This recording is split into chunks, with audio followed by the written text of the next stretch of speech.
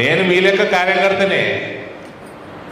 నాకేమి నరేంద్ర మోడీతో సుట్టరికం లేదు, అమిత్ షాతో సుట్టరికం లేదు. నేను జాయిన్ అయినప్పుడు అమిత్ షా కొడుకు నేను హెలికాప్టర్లో తిరుగుతామంటే అని పుకారులు వేసినాయి. నాకు ఓలా సుట్టరికం లేదు, మీ లెక్కనే కార్యకర్తను నేను.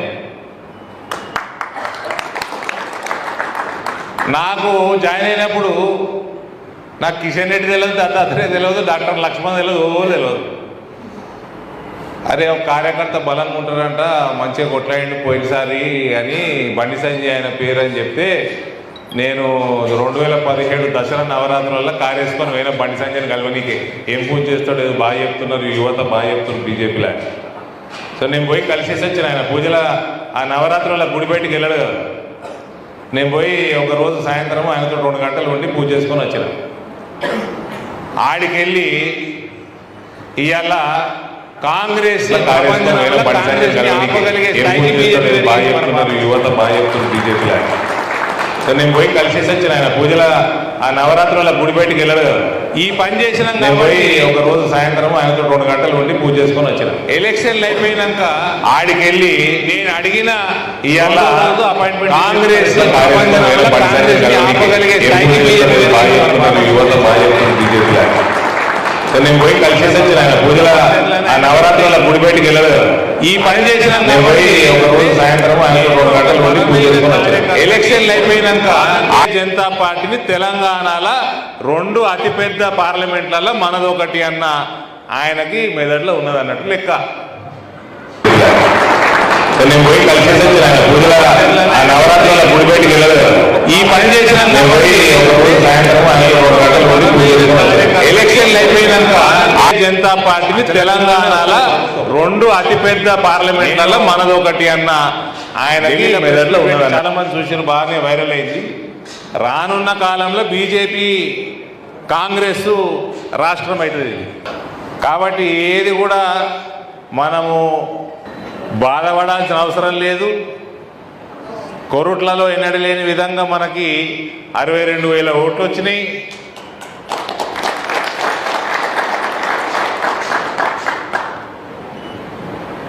మీరందరూ విశ్లేషణ చేసుకొని ఉంటారు. అందులో ఏమొచ్చినాయో కూడా నేను అందాజా చెప్పుకోగలుగుతా. నేను వస్తుంటే ఒక ఆయన మాట్లాడుతున్నాడు, ఎవరో మాట్లాడుతున్నాడు, నేను చూడలేదు. బూత్ స్థాయి దాకా పోయి చేయాలని ఉన్నది. బాగా మాట్లాడుతున్నాడు, వినుకుంటూ వస్తున్నా.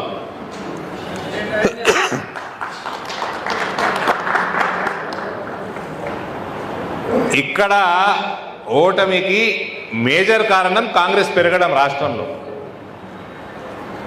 కాంగ్రెస్ ఒక వేవ్ ఉన్నప్పుడు ఓటు పెరిగింది. కాంగ్రెస్ నేను అనుకున్న దానికంటే కాంగ్రెస్ సంవత్సరం కింద కాంగ్రెస్ అడేటోడు దిక్కు లేకుండా నిజామాబాద్ పార్లమెంట్లో కొరుట్లలో అయితే అస్సలు దిక్కు లేకుండే. వాళ్ళకి 40,000 ఓట్లు వచ్చుడు, మనకి మైనస్ అవ్వడం జరిగింది. ఇక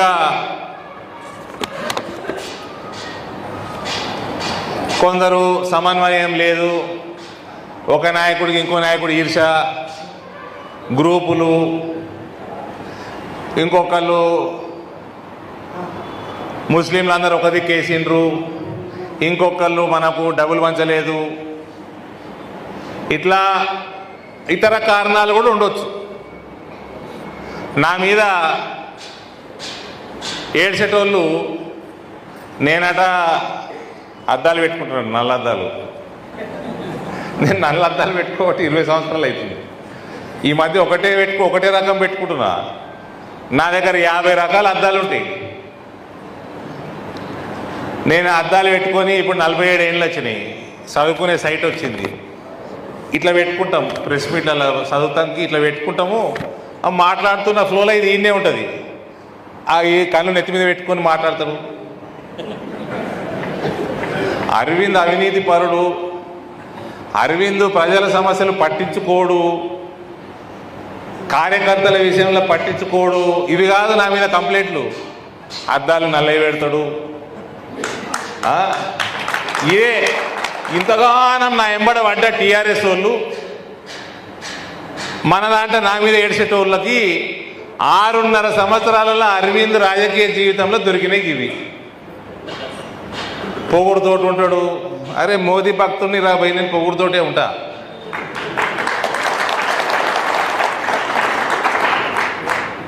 నేను నా కార్యకర్తతో పొగుడుతో ఉండే కదా, నా ప్రజలతో పొగుడుతో ఉండే కదా. అవతలోనికి పొగురే కనబడుతుంది నా దాంట్లో. నేనే చూపిస్తా పొగురు అవతలోనికి. నరేంద్ర మోడీ నడుస్తుంటే ఎట్లుంటుంది?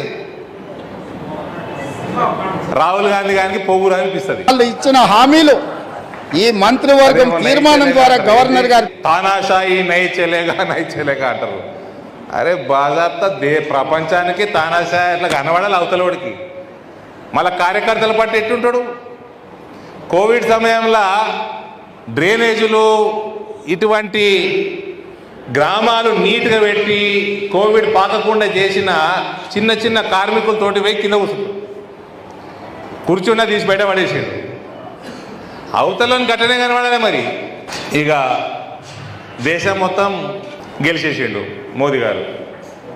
దేశం మొత్తం అన్నీ సాఫ్ సఫాయి చేసేసిండు కాంగ్రెస్ పార్టీ. ముగ్గురు ముఖ్యమంత్రులు అయినరు. ముఖ్యమంత్రులు ఎవరైనరు మీరు గమనించుంటారు కదా, గమనించారు కదా. అందులోకెళ్ళి ముగ్గురు ఇట్లా వాళ్ళ ముఖ్యమంత్రి అవుతాడని ఎవరన్నా ఊహించిండ్రా? నేను పార్టీ జాయిన్ అయినప్పుడు మీ దాంట్లోకి వెళ్ళి చాలా మంది చెప్పారు ఇది కార్యకర్తల పార్టీ అన్నారు. మీరే అన్నారు నాతోటి. నిజామాబాద్ పార్లమెంట్ మొత్తంలో చాలా మంది ఇది కార్యకర్తల పార్టీ. ఇవాళ 3 జాగాలలో కార్యకర్తలే ముఖ్యమంత్రులు అయినరు.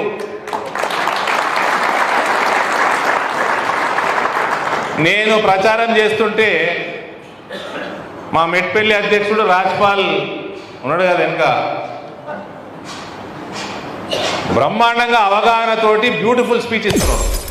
Mountain Dew 1 లీటర్ अब 50 రూపాయలు. కానీ రాజకీయ సిస్టమ్ మారకపోతే రాజ్పాల్ మండల ప్రెసిడెంట్గానే ఉండిపోతావు. నువ్వు ఎన్నడూ జెడ్పీటీసీ కావు, నువ్వు ఎన్నడూ ఎమ్మెల్యే కావు, ఇక ముఖ్యమంత్రి ఎన్నడూ అవుతావా? 5 కోట్లు పెట్టి జెడ్పీటీసీ అవుతావా? కావు. మరి నువ్వు జెడ్పీటీసీ ఎమ్మెల్యేగా నువ్వు మధ్యప్రదేశ్ ముఖ్యమంత్రి లెక్క, రాజస్థాన్ ముఖ్యమంత్రి లెక్క, ఛత్తీస్గఢ్ ముఖ్యమంత్రి లెక్క ముఖ్యమంత్రి ఎప్పుడైతావు? నువ్వు ఎమ్మెల్యేనే కావు. తుకారాం మాట్లాడుతున్నాడు, ఉన్నాడా ఇక్కడ? తుకారాం మాట్లాడుతుంటే నాకు దిమ్మ తిరిగింది. ఆయనకి గ్రామ స్థాయిలో ఉన్న అవగాహన, గ్రామ పంచాయత్ సిస్టము అదరగొట్టిండు. కానీ జీవితాంతం సర్పంచ్గానే ఉంటావు.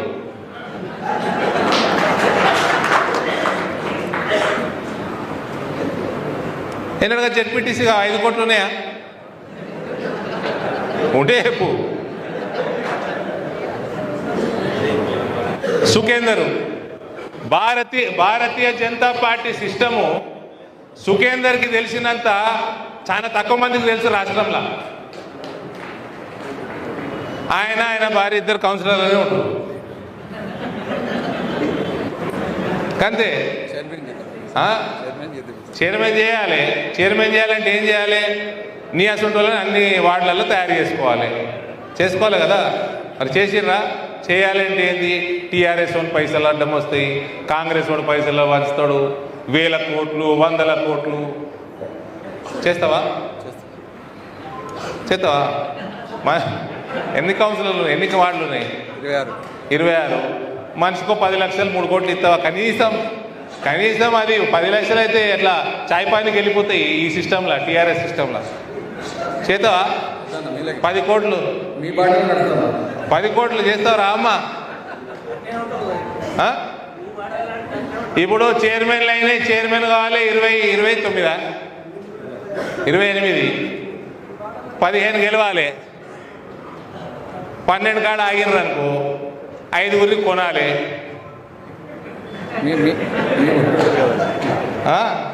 అది ఉన్నది చెప్తున్నా. బక్కుల్లా వచ్చిన నా దగ్గరికి కూర్చో, పైసలు పంచాలి అన్నాడు. పైసలు ఉన్నోళ్ళు అన్నారు, పైసలు లేని వాళ్ళు అన్నారు. నేను మంచి నాకేం పెద్ద ఇబ్బంది కాదు. తర్వాత ఏంది? 8 పోయి 9 అవుతుండేనేమో ఎమ్మెల్యేలు, అంతే కదా. మీ సంగతి ఏంది? ఇవాళ పైసలు పంచకుండా ఎలక్షన్లు గెలవచ్చు అన్న నమ్మకం ఎందరికి వచ్చింది చెప్పుంది. ఇది కొరుట్ల నియోజకవర్గ కార్యకర్తలకు చెప్తలేను నేను. ఈ కెమెరా ద్వారా తెలంగాణ యావత్ తెలంగాణ భారతీయ జనతా పార్టీ బలమైన కార్యకర్తలు అందరికీ చెప్తా ఉన్నా, ఇక్కడ నుంచి మెసేజ్ పోతుంది, డబ్బులు పంచకుండా ఎలక్షన్లు గెలవగలుగుతాము.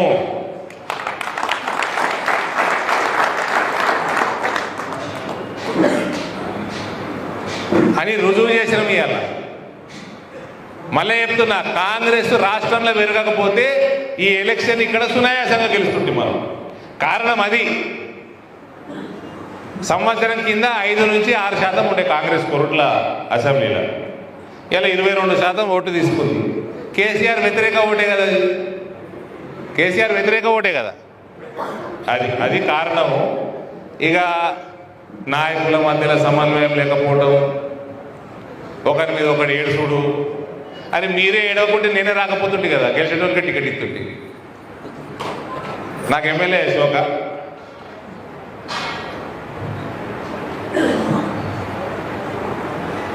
నేను ఏడుకెళ్ళినా నిలబడుతుంది నిజామాబాద్ పార్లమెంట్లో. సమన్వయం ఈడ తక్కువ ఉన్నది కాబట్టి నేను ఈడికి వచ్చిన. నా అమ్మమ్మూరు, నేను పుట్టినూరు అవన్నీ అందరికి తెలిసిన విషయాలే, అది చెప్పుకోవాల్సిన అవసరం లేదు నాకు. వీడికి వచ్చిన పార్టీని నిలబెట్టుడు కాదు, పార్టీని 4 ఇంతలు బలంగా చేసుకున్నాం.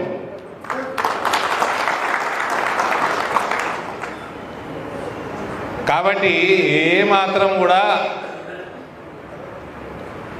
బాధపడాల్సిన అవసరమే లేదు.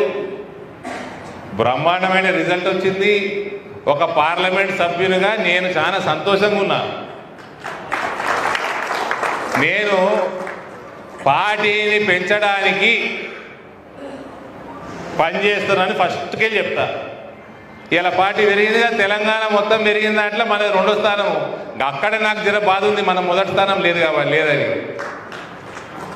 అది కూడా ఎందుకు లేదంటే, నిజామాబాద్ పార్లమెంట్లో కొంచెం Congress compare to Adilabad first నుంచి బలంగా ఉంటుండే. ఆదిలాబాద్లో కాంగ్రెస్ కంటే తెలుగుదేశం వాళ్ళు జర బలంగా ఉంటుండే. అటువంటి జిల్లాల, అటువంటి పార్లమెంట్లో కూడా మనం కాంగ్రెస్ ఎదుగుదలని మనం ఆపగలిగినాం.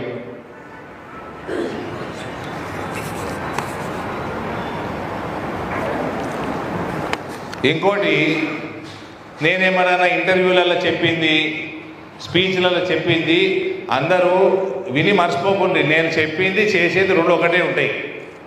నాకు ఎక్కడ పార్టీ అభ్యర్థి వీక్ కనబడుతున్నాడో ఆడికే పోతా అని చెప్తుంటే నేను 50 సార్లు చెప్పిన.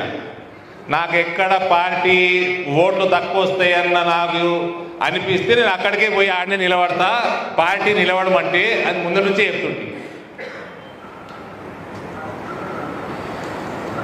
అక్కడికే వచ్చి నిలబడ్డా.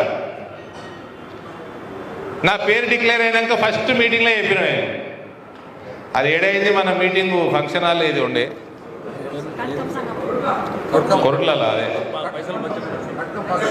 కట్కం ఫంక్షన్ హాల్లో. ఆనాడే చెప్పిన, నయా పైసా వంచకుండా కొరుట్ల విజయం రాష్ట్రానికి ఆదర్శమైందని చెప్పినాక కూడా మళ్ళీ నా దగ్గరికి వచ్చి పైసలు పంచుకుని అంటే, అరే ఏమైతే చూద్దామయ్యా. ఇవాళ ఇక్కడ ఉన్న బలమైన కార్యకర్తలు, బలమైన సర్పంచ్, ఎంపీటీసీ, జెడ్పీటీసీ స్థాయికి వెళ్ళి రేపు ఎమ్మెల్యేలు కావాల్సిన వాళ్ళు కూడా పైసలు వంచకుంటే కూడా ఓట్లు వస్తాయన్న నమ్మకం వచ్చింది కదా. పని చేసుకుంటూ వస్తాయి ఓట్లు. నాకు కొరుట్లాల గల్లీకి సంబంధాలు లేవు కదా, లేవు. నాది అందరికి తెలిసిన విషయమే. నేను ఇక్కడ ఎమ్మెల్యే అభ్యర్థికి ఎప్పుడు లేను. నాకు ఇప్పుడు ఇంతమంత పెరిగినాయి ఇక్కడ సంబంధాలు. ఎమ్మెల్యే అభ్యర్థికి గల్లీ సంబంధాలు ఉండాలి, పర్సనల్ రిలేషన్షిప్ ఉండాలి, అవన్నీ లేవు కదా. కానీ ప్రజలు నన్ను అభిమానించి 62,000 మంది ఓట్లేసిందంటే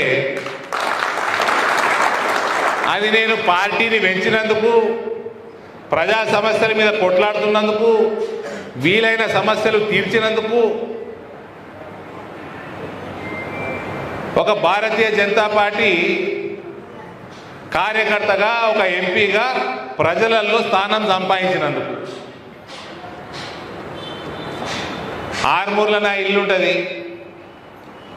అక్కడనే నిలబడితే ఇక్కడ నా మీద ఏం ప్రచారం చేసిరు, లోకల్ కాదు, వీడు ఉండడు, అది కూడా ఉండకపోవు, ఆడ గెలుస్తుంటే మేము.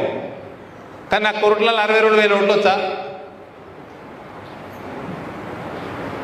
ఇది ప్రక్రియ. భారతీయ జనతా పార్టీ తెలంగాణలో ఎదిగే పరిస్థితిలో ఉంది. ఆదిలాబాదు, నిజామాబాద్ పార్లమెంట్లు నరేంద్ర మోడీ గారికి ఏం రుజువు చేసినాయి అంటే ఈ 2 పార్లమెంట్లు పెరిగినట్టు రాష్ట్రమంతా పెరిగితే ప్రభుత్వం ఫామ్ చేసుకోవచ్చు అని ప్రూవ్ చేసినాయి. కాబట్టి దీన్ని బాధపడాల్సింది ఏమన్నది బ్రదర్? ఏం లేదు బాధపడాల్సింది. ఆ టీఆర్ఎస్ ప్రభుత్వం పోయింది, పీడ పోయింది. కార్యకర్తలకి పోలీస్ కేసులు పెట్టేటోడు ఉండడు. ఓ ఎమ్మెల్యే బెదిరిస్తే ఎంపీ కూడా ఉన్నాడు మీకు.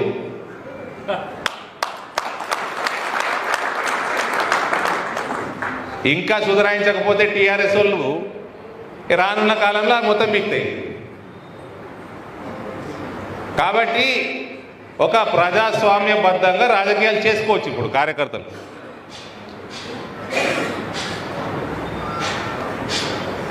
నిజామాబాద్ జిల్లాలో 5 సీట్లల్లో 1 గెలిచింది బీఆర్ఎస్.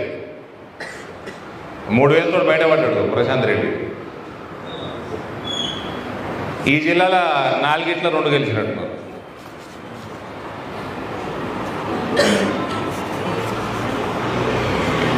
కాబట్టి నేను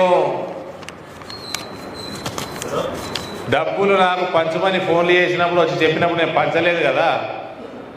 అప్పటికైతే 3 ముఖ్యమంత్రులు కాలేదు కదా, మధ్యప్రదేశ్కి, రాజస్థాన్కి, ఛత్తీస్గఢ్కి అయితే కాలేదు కదా. ఇలా ఓన్లైన్లో మీరు చూసారు కదా. ఏం తుకారాం చూసినావు కదా. కార్యకర్తలు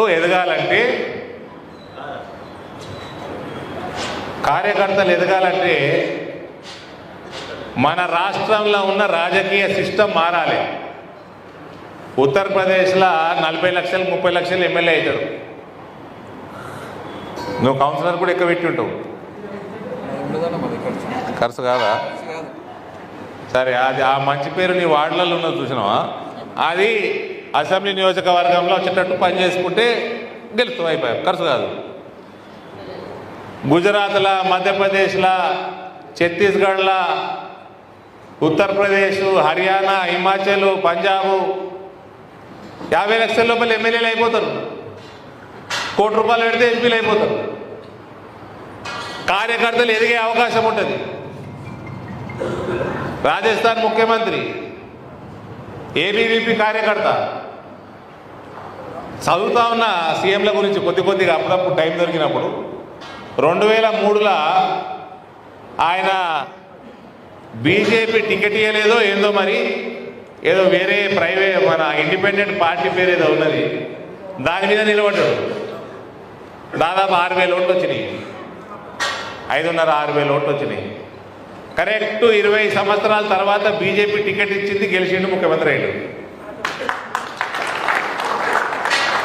మధ్యలో 10-12 సంవత్సరాలు మన రాజస్థాన్కి జనరల్ సెక్రటరీ ఉండే పార్టీకి. ఆర్గనైజేషన్ నుంచి వచ్చినోడు ఎమ్మెల్యే కాగానే ముఖ్యమంత్రిని చేసేసారు. మధ్యప్రదేశ్ ఆయన ముఖ్యమంత్రి మన అసెంబ్లీ ఎన్నికలల్లో అక్కడ పోలింగ్ అయిపోయినాక వచ్చినట్టు హైదరాబాద్ ఒక నియోజకవర్గంకి వచ్చి అందరితోటి మనతోటి ఇట్లా కూర్చొని మాట్లాడుతూ ఉన్నాడు, పని చేసుకుంటున్నాడు. ఈడికెళ్ళంటి వేయండి ముఖ్యమంత్రి అయ్యాడు. ఒక ఆదివాసీ ఛత్తీస్గఢ్లో ముఖ్యమంత్రి అయ్యాడు మన కార్యకర్త. కానీ నేను పైసలు పంచను అని చెప్పినప్పుడైతే నాకు ఇలా అవుతారని తెలియదు కదా నాకు. అంటే నరేంద్ర మోడీ ఆలోచన, మన ఆలోచన ఒకటే లైన్లో ఉన్నట్టు లెక్క. దూరం ఆలోచన చేయాలా. నేను 4 పైసలు వంచి 62, 63, 64 అవుతుండే బ్రదర్, 72 కాకపోయి అది పెట్టుకోండి. కారణం కాంగ్రెస్ పెరగడమే కారణం. 80-90% అదే కారణం. ఓ 10%, 15% చిన్న చిన్నవి ఉంటాయి ఇవన్నీ. కాబట్టి ఇసుంటి అన్ని కళ్ళు అద్దాలు నెత్తి మీద పెట్టుకుంటాడు, సరిగ్గా మాట్లాడాడు, నల్ల అద్దాలు పెట్టుకుంటాడు. నేను సరిగ్గా మాట్లాడితేనే కదా లీడర్నైనా. ఇవాళ నేను ఎన్నిసార్లు సపోర్ట్ కొట్టింది మాట్లాడుతుంటే, నేను మాట్లాడుతున్న లీడర్ లేరు కదా. వీళ్ళకి ఇవి దొరుకుతాయి చెప్పనీకే. కాబట్టి సమన్వయంతో పనిచేసుకోండి, అందరు కలిసి పనిచేసుకోండి, ఒకటిలా ఇంకోటి గుంజుకోకుండ్రి. భార్యరా మా మండల్ ప్రెసిడెంట్ కాడికి వెళ్ళి పంచాయతీ, ఓని మండల్ ప్రెసిడెంట్ చేద్దామంటే ఒకడు ఇటు కూస్తాడు, ఒకడు అటు కూస్తాడు. నా మోరేపల్లి అన్న సగం నెత్తినపి కొట్టి. నాకు సమన్వయంతో పని చేసుకొని ప్రజల మధ్యలో ఉండి పట్టువారు సంపాదించుకున్నాడు అల్కగా ఎమ్మెల్యే అవుతాడు. కాబట్టి నథింగ్ టు వరీ. మరోసారి ఆలస్యమైనందుకు క్షమాపణలు కోరుతా ఉన్నా. మన పార్లమెంటు యావత్ తెలంగాణకి భారతీయ జనతా పార్టీ ఏం చేయగలుగుతుందో మనం దిక్సూచి చేసినాం తెలంగాణకు మొత్తం. మన రాష్ట్ర బీజేపీకే మనం దిక్సూచి. కాబట్టి ఫీల్ ప్రౌడ్. మీరందరూ బాగా పనిచేసిండ్రు. చిన్న చిన్న ఉంటే వేరే విషయం. ఆడొకడు వచ్చిండు, ఈ జమాతులు మన్ను మశానం ఉంటాయి కదా, వీళ్ళకి తుర్కోళ్ళకి గడ్డం ఉంటుంది, మీసాలు ఉంటాయి చూడు. వచ్చిరాక బీజేపీకి వెళ్తుందని నేను అందరికీ అరే మనం మోడీ గారు సబ్కా సాత్ సబ్కా వికాస్ అందరికి మీ కూడా ఇల్లు కట్టిస్తామా అని చెప్తుంటే వచ్చి ఈ నా కొడుకులో చెడగొట్టారు. ఆ జమాతో గిమాతో ఇస్లామో ఏదో ఉన్నది పేరు. కాబట్టి ఇవన్నీ చిన్న చిన్న కారణాలు. మన ప్రయత్నం మనం చేసేసినాం కదా. మనం ఏమి కమ్యూనల్ పాలిటిక్స్ చేయలేదు కదా, హిందూ ముస్లిం చేయలేదు కదా, కుల రాజకీయాలు చేయలేదు కదా. చేసిందోడు తుర్కోడు చేసిండు. రేపు ఎవడన్నా బీజేపీ కమ్యూనల్ పార్టీ అంటే దౌడ బెదిలు కొట్టాలి.